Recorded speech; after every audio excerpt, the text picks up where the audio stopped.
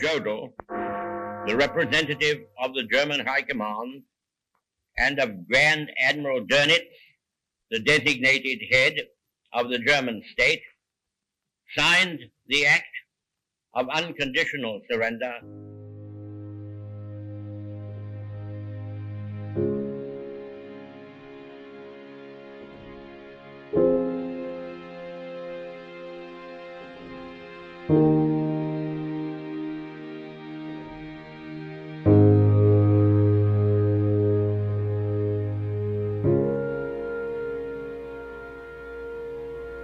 Hostilities will end officially at 1 minute after midnight tonight, Tuesday, the 8th of May. We'd had enough. Had enough. She came and said, "The war is over, you're safe." And I was green. And you're doing crying. Oh,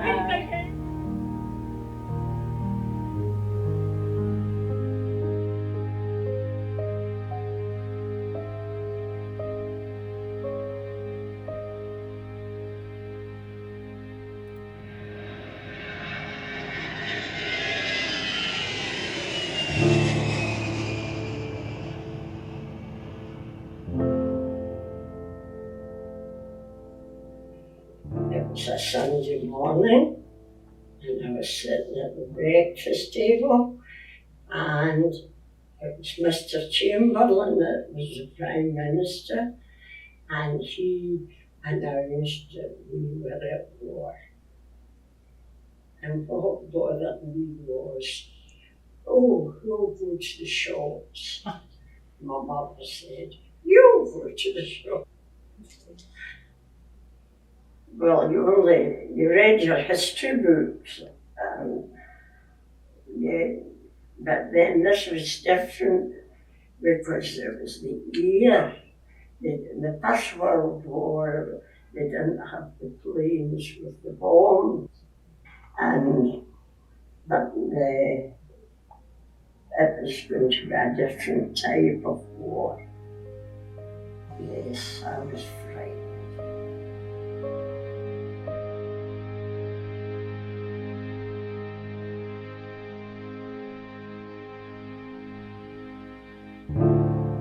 It was very frightening. And we used to look at the sky, to see if there were any planes flying over, because we thought, if the planes fly over, they'll drop bombs on us. Glasgow is the latest city to come under the fire of Nazi bombers by night. Once again, we see the trail of destruction that follows the path of this war, started by Hitler in his ambition to rule the world. It was the first big attack on this great city of Scotland. Terrifying. Oh, terrifying is the word. terrible. And then again, you're looking everywhere. Where's it coming from? Yes. It was frightening to look at. You You went to bed with your clothes on sometimes. Oh, aye, that's right. Yeah. In case there was an air raid and we didn't get out in time because we'd got blown up. I remember seeing a bomb dropping. I don't know where it dropped, and there was a big and but I didn't want to get up and go away to look in case I got lost. So I just sat and waited in case another one came along, and we'd have another look and another one,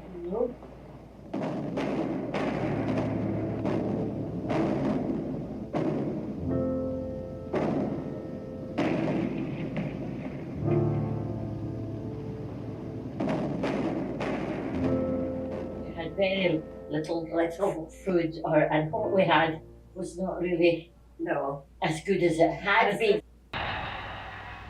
Household milks here again, and this is the tin. One for each ration book every 8 weeks. You'll need an opener for the new tin, and cut the lid.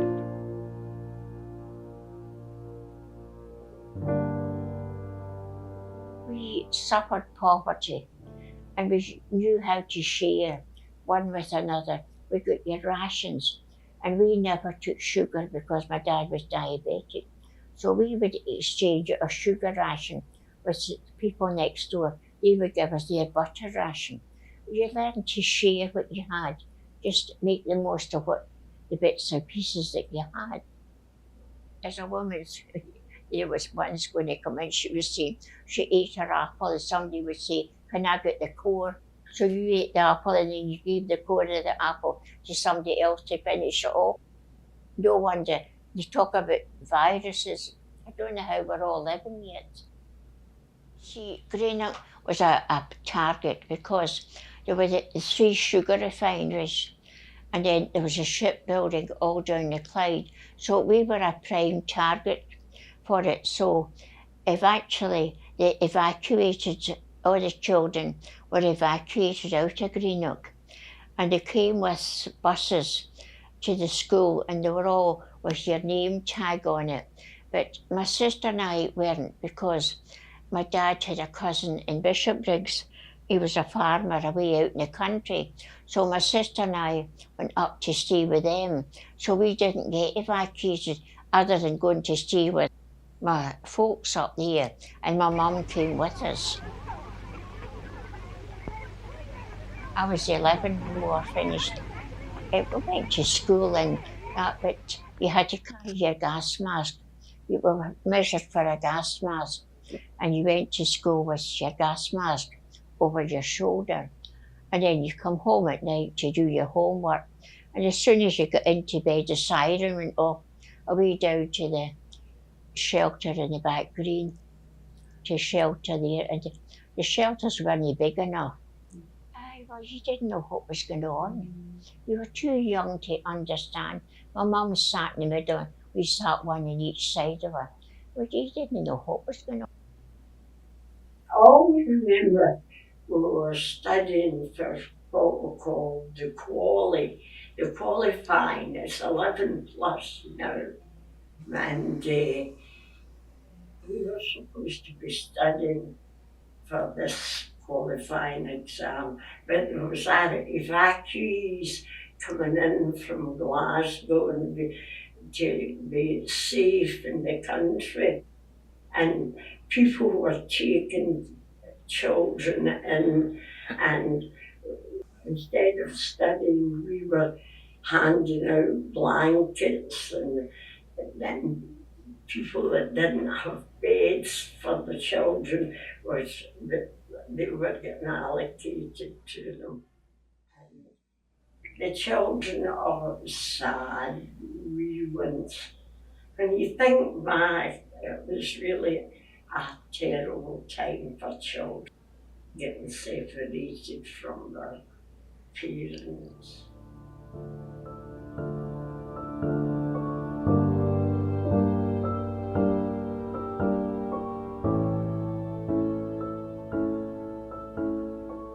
Office had the boys, telegraph boys, and when someone was killed in the war, you watched the boys going to someone's door with a telegram to be told that their husband had been killed in Italy and various places.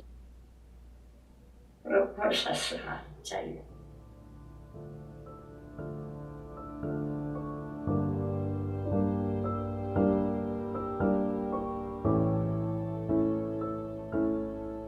People suffered for them. Train loads would come back to Greenock with soldiers, and they had no family left. Their family had been wiped out in the Blitz. No home to come to, just an empty shell. It was a sad business. War was over and everybody was desperate for the war over. I mean, it sounds a wonderful interest, but it was terrifying. Aye, terrifying. Well, I think we were all terrified. Aye.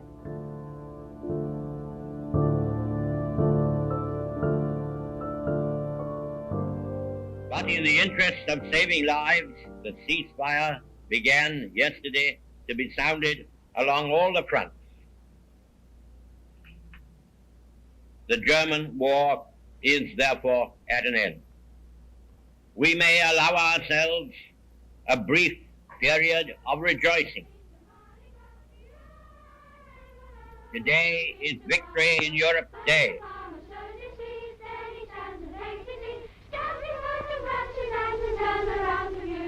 I was at home and we were told war was over, so we all went out to party in the street and great jollifications and carry on. It was over, but there was still a lot to be done. There was still a lot of things that needed to and change, and the war was still going on, and I'm glad I'm alive to see it. I'm glad I'm alive